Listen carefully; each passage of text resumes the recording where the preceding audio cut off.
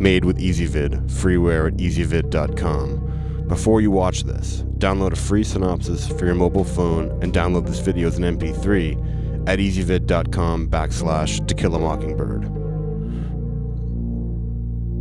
To Kill a Mockingbird, the 5-minute summary.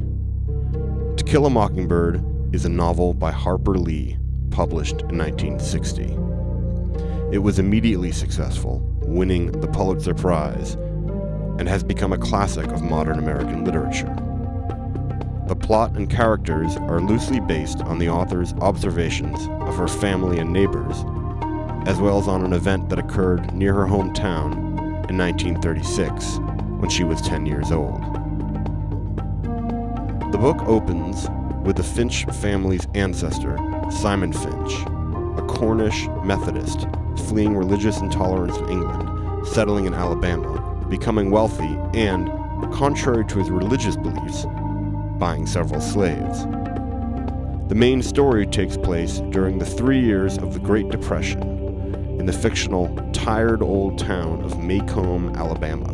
It focuses on 6-year-old Scout Finch, who lives with her older brother Jem and their widowed father Atticus, a middle-aged lawyer. Jem and Scout befriend a boy named Dill, who visits Macomb to stay with his aunt each summer.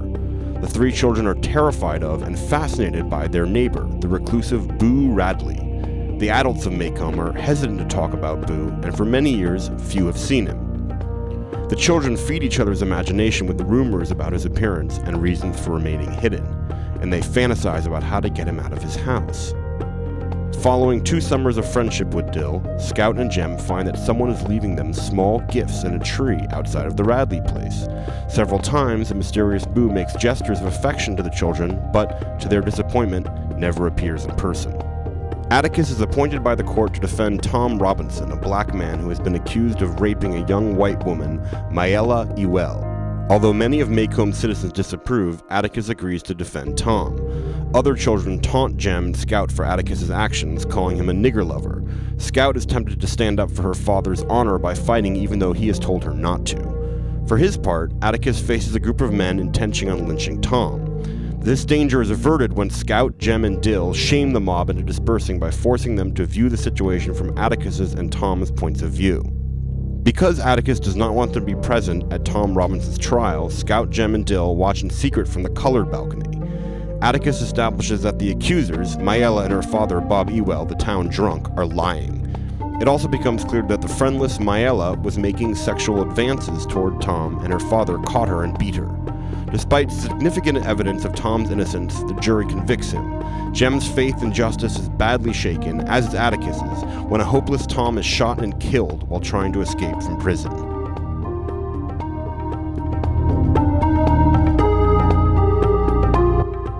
Humiliated by the trial, Bob Ewell vows revenge. He spits in Atticus's face on the street, tries to break into the presiding judge's house, and menaces Tom Robinson's widow. Finally, he attacks the defenseless Jem and Scout as they walk home on a dark night from the school Halloween pageant. Jem's arm is broken in the struggle, but amid the confusion, someone comes to the children's rescue. The mysterious man carries Jem home, where Scout realizes that he is Boo Radley. Macomb's sheriff arrives and discovers that Bob Ewell has been killed in the struggle. The sheriff argues with Atticus about the prudence and ethics of holding Jem or Boo responsible. Atticus eventually accepts the sheriff's story that Ewell simply fell on his own knife. Boo asks Scout to walk him home, and after she says goodbye to him at his front door, he disappears again. While standing on the Radley porch, Scout imagines life from Boo's perspective and regrets that they never repaid him for the gifts he had given them.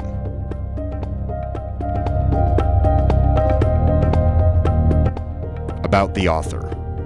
Born in 1926, Harper Lee grew up in the southern town of Monroeville, Alabama, where she became close friends with the soon-to-be famous writer Truman Capote.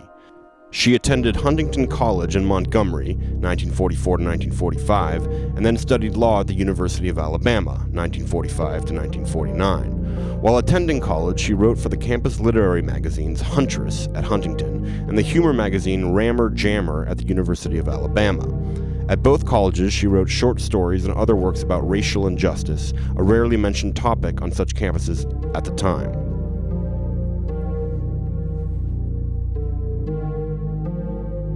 In 1950, Lee moved to New York City, where she worked as a reservation clerk for the British Overseas Airways Corporation. There, she began writing a collection of essays and short stories about people in Monroeville. Hoping to be published, Lee presented her writing in 1957 to a literary agent recommended by Capote. An editor at J. Lippincott advised her to quit the airline and concentrate on writing. Donations from friends allowed her to write uninterrupted for a year. Ultimately, Lee spent 2.5 years writing To Kill a Mockingbird. A description of the book's creation by the National Endowment for the Arts relates an episode when Lee became so frustrated that she tossed the manuscript out the window into the snow. Her agent made her retrieve it. The book was published on July 11, 1960. It was initially titled Atticus, but Lee renamed it to reflect a story that went beyond a character portrait. The editorial team at Lippincott warned Lee that she would probably sell only several thousand copies. In 1964, Lee recalled her hopes for the book when she said, "I never expected any sort of success with Mockingbird. I was hoping for a quick and merciful death at the hands of reviewers, but at the same time, I sort of hoped someone would like it enough to give me encouragement. Public encouragement, I hoped for a little, as I said, but I got rather a whole lot, and in some ways this is just about as frightening as the quick, merciful death I expected." Instead, Reader's Digest condensed books chose the book for reprinting in part, which gave it a wide readership immediately. Since the original publication, the book has never been out of print.